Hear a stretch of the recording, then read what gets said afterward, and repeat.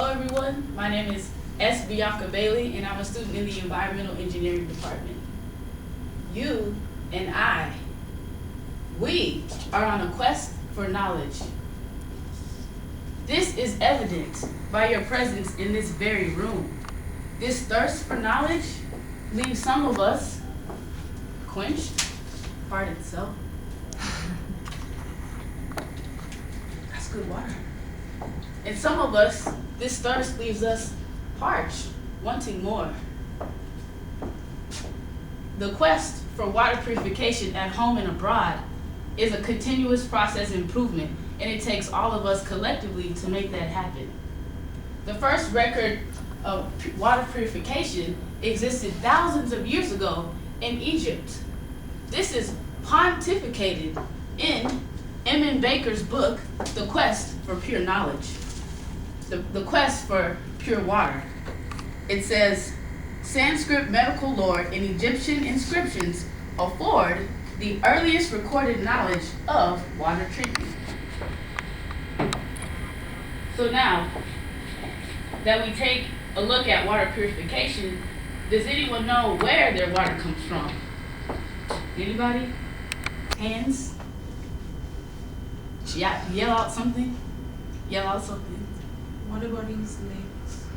Exactly. So that answer is represents waters and lakes, surface water, which is rivers, lakes, and streams, and groundwater. So that would be your well water. So when we think of raw water, which is the first stage of water purification, capturing that raw water, the word raw brings certain words to my mind like dirty, contaminated, or even grotesque. So raw water contains contaminated things such as viruses and other pathogens like human rotavirus. Human rotavirus is very important because it affects over 500,000 people across the world, mostly in developing countries like Kenya, China, or India.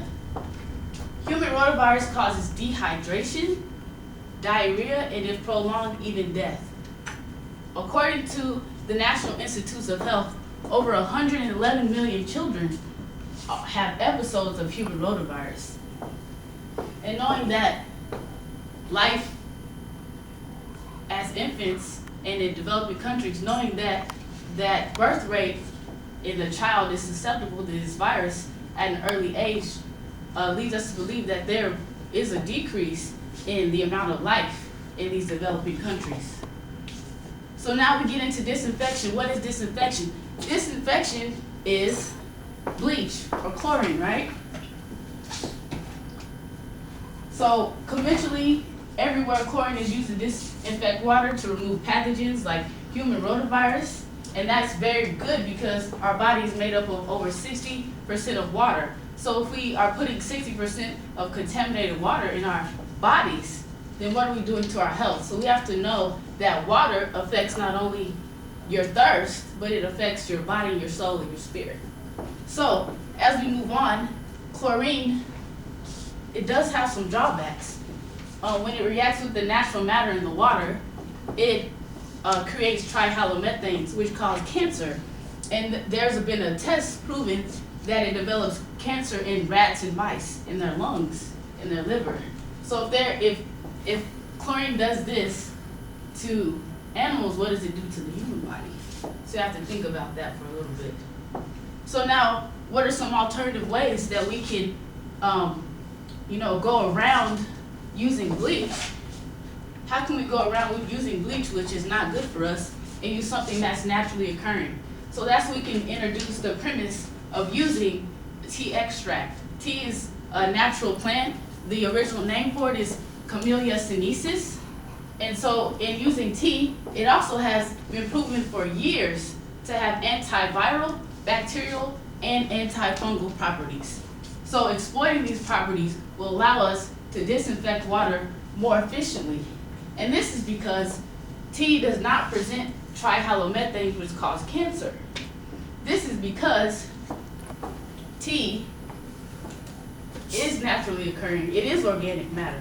So it will not react with the organic matter in the water, such as chlorine does, to create trihalomethanes.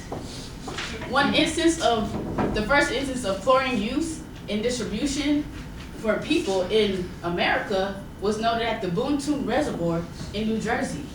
So this is the first record of people being able to use chlorine in a pipe system. So now we move on to filtration. After disinfection, you have filtration, which is basically carbon and gravel. So the carbon is able to remove particles from water as it flows through and comes out. So now you have water that has no pathogens and no particles, and now we can drink it. So as we move on to C, when we go to our houses and we turn on our tap and we get a glass of water, we know it's clean because it's been purified at a water treatment plant and piped to our houses. So now how can we take responsibility for ourselves at home to be able to keep up with what is in our water, like calcium, manganese, and even iron, and things like arsenic, which is poisonous? We go and we look at our water bill, American Illinois Water, and we ask them for a water quality report. And so then you can look up all the different things that is coming out of your tap, and then how that then affects the chemistry of your body, because your body is a bioreactor.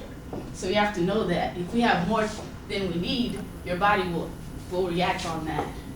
So as we move on, we're going to do a quick activity, and you should look at the lower part of your sheets. And so our premise is that tea can be used as a disinfectant for removing viruses from water. In saying that, how do we get the conventional ways from A to B, which is bleach, to give us C, which is clean water? So now what we do, how we get from A to C, the quickest place from point A to point C is a straight line. So now we remove B and we add T. And that's how we disinfect our water effectively and in a healthy way. In concluding this premise, I would like to leave you with a few words. Maji ni unhai. This means water is life. Thank you.